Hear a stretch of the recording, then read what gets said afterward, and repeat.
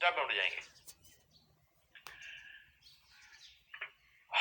Exam week में आपने चूंकि फरवरी में अच्छी तैयारी की हुई है, तो एग्जाम के जो डेज हैं उनमें लेक्चर दोबारा फिर से लेक्चर जरूर रिवाइज करने हैं, लेक्चर सारे जरूर रिवाइज करने हैं। जब आप लेक्चर रिवाइज कर लेंगे तो उसके बाद वो जो हर सवाल करते हुए मैंने कहा था कुछ पॉइंट्स लिखते जाना, वो पॉइंट्स पे भी नजर मार लेना। हो सकता है कई सवाल आपके वो पॉइंट्स देखने से ही रिवाइज हो जाए, आपको सवाल सॉल्व भी ना करने पड़े, क्योंकि पेपर वाले दिन तो टाइम नहीं होगा कि आप सवाल लिख लिख के सॉल्व कर रहे हो। टूटे फूटे हो सकता है हर चैप्टर के एक दो सवाल आप कर पाए जल्दी जल्दी रफ रफ से, आधे कैलकुलेटर पे आधे कागज पे, लेकिन बाकी सब आप नहीं कर पाएंगे। तो वो जो पहले सारे सवाल किए हुए थे, अगर उनकी समरी साथ साथ लिखी हुई थी, हर सवाल का कोई ना कोई एक दो दो अच्छे पॉइंट थे, आप वो रिवाइज कर ले, आपके वो सवाल भी हो गए। लेकिन कोशिश करें कि लेक्चर सारे जरूर रिवाइज कर लें। पेपर वाले दिन पहुंच गए आप, नहीं तो नहा के जाइएगा, तो नहा के जरूर जाइएगा। पेपर वाले दिन आप सेंटर में पहुंच गए, पेपर में भी कोशिश करें कि आप ऐसे एडवेंचर ना करें कि जिस जगह से आप पहले कभी गए नहीं उस जगह से चले जाएं। आपने जिस कन्वेंस से कभी गए नहीं उस कन्वेंस से चले जाएं। जैसे आप पहले कभी हमेशा आप लेट से बाइक पे जाया करते थे, अब आप कहें नहीं यार बाइक पे टाइम लगेगा, आज हम रिक्शे पे चले जाते हैं या करीम बुला लेते हैं। तो उसमें कुछ भी ऐसा अनसीन हो सकता है जिसके लिए आप मेंटली प्रिपेयर्ड ना हो। आपको पहले टाइम लगता था 15 मिनट, अब आपको लगता है अब आपने कोई रास्ता चेंज किया, उस रास्ता चेंज करने में आपका टाइम ज्यादा लग गया। जब आपका टाइम ज्यादा लग गया और आप पेपर वाली जगह पर टाइम पे नहीं पहुंच पाए, हाथ तो आप भूल जाते हैं, परेशानी शुरू हो जाती है। तो बहुत ज्यादा एडवेंचर्स और नए एक्सपीरियंसेस करने की जरूरत नहीं है। पेपर में पहुंच गए, पहले 15 मिनट इसमें भी मुख्तलिफ राय है लोगों की। जो मुझे ज्यादा पसंद राय है वो ये है कि सारा पेपर पूरा तफसील से पढ़ने पे टाइम मत जाया करना। पेपर पे बस एक सरसरी सी नजर डालना, आपको आइडिया हो जाएगा कि कौन कौन से टॉपिक से सवाल है। पूरा पेपर नहीं है जरूरत पढ़ने की, भूल जाएगा। आप सरसरी सी नजर डालें पूरे पेपर पे, कोई एक सवाल चुन लें। जैसे वो कबड्डी अगर देखी हो तो जो खिलाड़ी आता है ना दूसरे के अखाड़े में, अब वो सारे खिलाड़ियों के ऊपर नजर देख रहा, सारा खिलाड़ियों पर नजर डाल रहा है। जब उसने देख लिया कि कौन से खिलाड़ी को फिर हाथ डालना है, फिर वो उसको मार के तो भागेगा। तो आपने सिर्फ एक सरसरी नजर पूरे पेपर पे डालनी है, और कोई एक टॉपिक जो आप समझते हैं कि आपका स्ट्रांग है, छोटा सवाल हो तो ज्यादा बेहतर है, यानी किसी छोटे सवाल से शुरू करें ना, तो वो चूंकि जल्दी हो जाएगा तो कॉन्फिडेंस आ जाएगा। वरना पेपर शुरू करते ही आपने इतने बड़े सवाल को हाथ डाल लिया जो खुलता जा रहा है, समेटने में नहीं आ रहा, तो उससे टाइम बहुत लगना शुरू हो जाता है, फिर परेशानी शुरू हो जाती है। तो आपने उन 15 मिनट के अंदर किसी छोटे सवाल को लेना है जो आंखों आंखों में कर चुके हो आप। जैसे अगर मैं कैफ 5 की बात करूं तो जो रेशोस का सवाल है वो आप आंखों आंखों में प्लान कर सकते हैं। आप ये सोच सकते हैं कि इनमें ये रेशोस निकालनी है, इस फार्मूले के लिए ये चीजें चाहिए, वो आपको बैलेंस शीट में नजर आ जाएंगी। या इसी तरह से अगर आप कैफ 5 में और मिसाल ले लें तो वो जो कॉस्ट ऑफ प्रोडक्शन वाला चैप्टर है, छोटे सवाल होते हैं उसके, वो भी आप जबानी कर सकते हैं। किसी को अगर रेवेन्यू ज्यादा आसान लगता है तो रेवेन्यू का सवाल भी जबानी हो सकता है, क्योंकि कॉन्सेप्चुअल डिस्कशन है ज्यादा उसमें। तो उन 15 मिनट में आप उस सवाल को हाथ डालें, बाकी पूरा पेपर ना पढ़ें, सिर्फ सरसरी देखें, कोई एक सवाल पिक करें जो आपके पसंद के टॉपिक का और देखने में भी छोटा लग रहा हो, और उस सवाल को जबानी सॉल्व कर दें। जैसे ही सीटी बजे आपने फौरन उस सवाल को सॉल्व कर देना है, और ये ऐसे ही कॉन्फिडेंस देगा आपको जैसे पहली बॉल पे बोल्ड कर दे या पहली बॉल पे छक्का लगा दे, ये वो कॉन्फिडेंस देगा आपको। तो 15 मिनट में तो आप एक सवाल लें जो आपको पसंद हो, जो आपको आसान लग रहा हो, उसको जबानी सॉल्व कर दें और पेपर शुरू होते ही वो सवाल सॉल्व कर दें। कॉन्फिडेंस बहुत ऊंचा चला गया।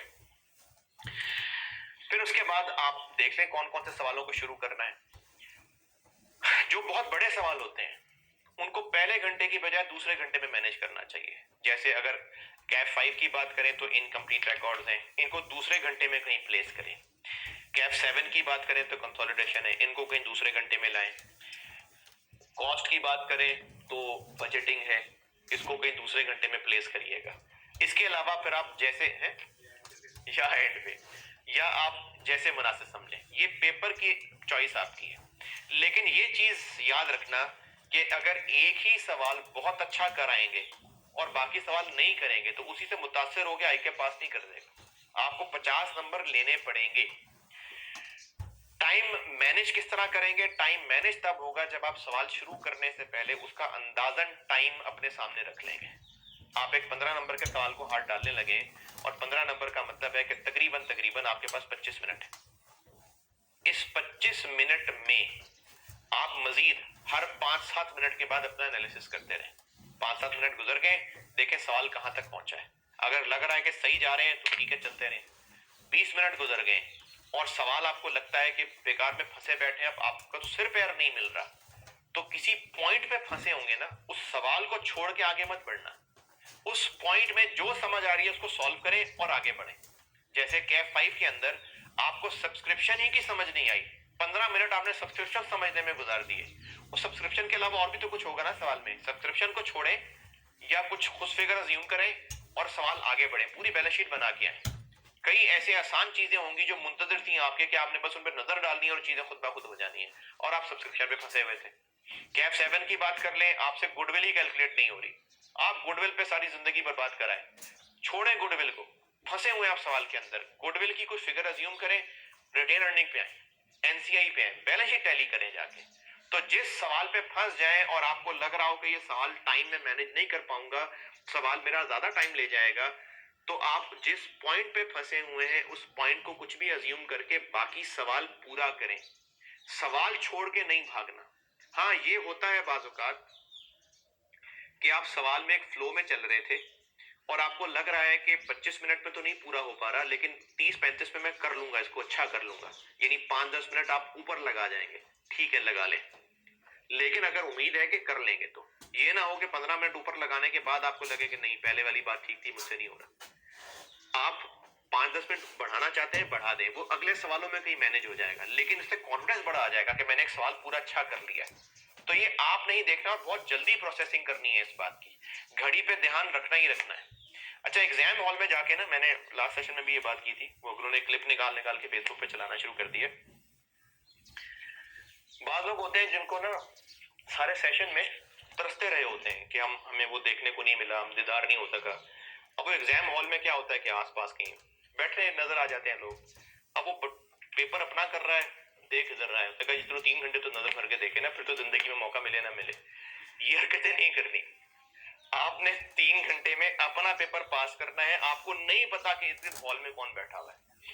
अब तो खैर नहीं, पहले ना तांगे चला करते थे घोड़ा, तो उस घोड़े के कानों आंखों पे ना एक वो चमड़ा लगाता है उसका मालिक, ताकि इसको इधर उधर नजर ना आए। तो आपने वो घोड़े हो ना, चमड़ा लगा के बैठना है। आपने उधर उधर हॉल में नहीं देखना। आप इधर उधर देखते रहेंगे तो चलो ठीक है, आप शरीफ लोग भी हो सकते हैं, वो इसलिए भी देख सकते हैं कि उसको समझ आ रहा है कि नहीं आ रहा। देखें बाकी लोगों का क्या हाल है, आपको अपने से कंसर्न है, आप अपने से कंसर्न रखें, आपका काम आपके पेपर से रिलेटेड है। तो आपने इन 3 घंटों के अंदर टाइम को मैनेज ऐसे करना है कि हर सवाल शुरू करते हुए पहले ये देखें कि कितना टाइम इसका बनता है, कोशिश करें कि उतने टाइम में हो। अगर फंस गया है वो सवाल तो उस सवाल को मत छोड़ें, उस पॉइंट को छोड़ दें, या छोड़ना भी क्या है, उसमें कुछ अज्यूम करके आगे बढ़ जाएं, लेकिन वो सवाल पूरा जरूर करें, क्योंकि आपने 50 नंबर लेने हैं, आपने 50 नंबर लेके पास होना है। इसमें ये भी एक स्ट्रेटेजी हो सकती है कि 4 सवाल करूं लेकिन सुथरे करूं, नंबर आने के चांस कम है। इसमें 50 नंबर आने के चांस ज्यादा है कि आप खींचतान के 100 नंबर का अटेम्प्ट कर दें। इसमें ज्यादा चांस है कि आपके पेपर नंबर 50 आ जाए। पेपर की अप्रोच के हवाले से एक और नसीहत है, आपने पॉजिटिव चलना है। पॉजिटिव ऐसे चलना है जैसे मैं पर्सनली ऐसे किया करता था कि हर सवाल करने के बाद बहुत जल्दी से उस सवाल की मार्किंग करता था कि इस सवाल में मैंने इतने नंबर ले लिए हैं। अब उससे मुझे क्या है कि मुझे 50 नंबर पूरे करने हैं। मैंने एक सवाल किया, उसको देखा और पूरा करने सवाल करने के बाद बहुत जल्दी उसकी मार्किंग की और मुझे लगा उसमें 11 नंबर मेरे आ जाएंगे, बड़े खींचतान के। अब मेरी अगली जो जंग है वो बस 39 नंबर लेने के लिए। 11 मेरे आ चुके हैं। अगला सवाल किया, ये मुश्किल था, 7 नंबर आएंगे मुश्किल से इसमें, चलो कोई बात नहीं, 18 मेरे आ गए। अब अगली जंग 32 नंबर के लिए। जब आप स्टेप स्टेप चढ़ते रहेंगे ना, मुझे इतने नंबर मिल गए, इतने नंबर मिल गए, इतने नंबर मिल गए, आप जीतने के करीब हो रहे होंगे।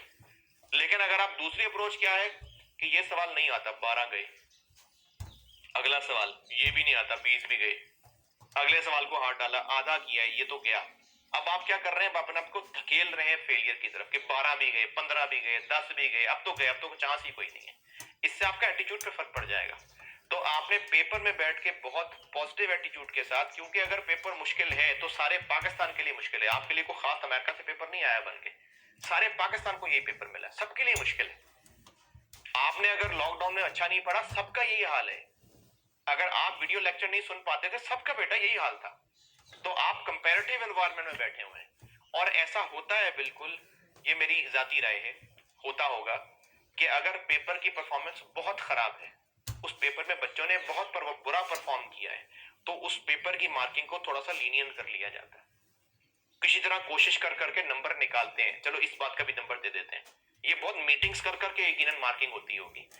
आईकैट के जो भी एग्जाम डिपार्टमेंट है, वो इस शौक में नहीं है कि आपको पेपर बस फेल किया जाए, उनकी कोशिश होती है कि आप लोग पास हो। आप ही नहीं उनको हाथ पकड़ा रहे होते, वरना उनकी पूरी कोशिश होती है कि आप लोग पास हो। तो पेपर के 3 घंटे में आपने टाइम मैनेज करके चलना है। टाइम मैनेज ऐसे होगा कि पेपर सवाल शुरू करते हुए उसका टाइम रखें कितना टाइम है, और कंटिन्यूसली उसको मॉनिटर करते रहें। कोशिश करें कि पेपर पूरा अटेम्प्ट करके उठें, कोशिश करते रहें, और कोशिश आखिरी वक्त तक छोड़नी नहीं है।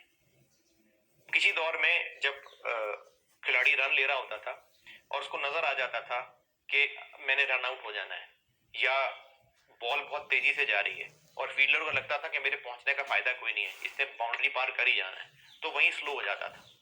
इसके बाद खिलाड़ियों में तब्दीली आई, उन्होंने डाइव्स मारनी शुरू की, और फिर ऐसे ऐसे भी इंस्टेंसेस हुए कि जहां पक्का चौका था लेकिन वो डाइव मार के गया और उसने चौका बचा लिया। पक्का रन आउट था लेकिन वो डाइव मार के गया और उसने रन बचा लिया। तो आपने आखिरी वक्त तक हारना नहीं है। जब आप हार गए ना कि पेपर नहीं होने वाला बात, फिर जो हो सकता था वो भी नहीं कर सकेंगे। क्या पता आप 30s में हो असल में, और आपको लग रहा हो कि पेपर आपसे गया, हालांकि थोड़ा खींच तान के 50s तक पहुंच सकते थे। तो हिम्मत नहीं हारनी। आपके पास जब तक वो ये आवाज ना आ जाए कि बस टाइम खत्म हो गया, तब तक आपने एफर्ट करते रहना, हिम्मत नहीं हारनी। और एक जुमला मैं बोला करता हूँ हर दफा, ये कैफ लेवल पे भी, फाइनल लेवल पे भी, और हर अटेम्प्ट में मुझे यकीनन ये मैं या तो ये हो कि कोई बच्चा मुझे ऐसी मुंह पे आके क्लास में कह देता हो, लेकिन हर दफा हर सेशन में, चाहे वो कैफ के पेपर हो चाहे वो फाइनल के पेपर हो, हर दफा स्टूडेंट्स मुझे ये फीडबैक देते हैं, मुख्तलिफ तरह के लोग, तो यकीनन फर्क पड़ता होगा। अगर आपको लगता है कि मैंने अपने पेशे से इंसाफ किया है, मैंने जान मारी है, यकीन करें मैंने बड़ी जान मारी, मैंने बड़ी मेहनत से पढ़ाया है। अगर आप समझते हैं कि मैंने खुलूस से मेहनत करके पढ़ाया है, और आप पेपर में फंस जाएं और आपको लग रहा हो कि आपसे नहीं हो रहा, एक आखिरी जोर, एक आखिरी जो धक्का है, वो मुझे सोच के लगा लेना कि सर ने इतनी मेहनत की भी नहीं, सर थोड़ा और डिजर्व करते हैं। तो एक आखिरी धक्का जो है ना, वो मुझे सोच के लगा लेना, और अगर कोई गवर्नमेंट सर्टिफिकेट ले लेगा तो मुझे बहुत खुशी होगी। चलो जी, बेस्ट ऑफ लक, अल्लाह ताला कामयाब करे।